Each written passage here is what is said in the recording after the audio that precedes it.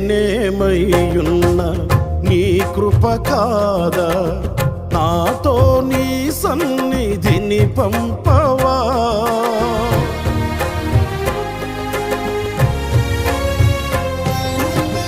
నేనేమయ్యున్నా నీ కృప కాదా, నాతో నీ సన్నిధిని పంపవా.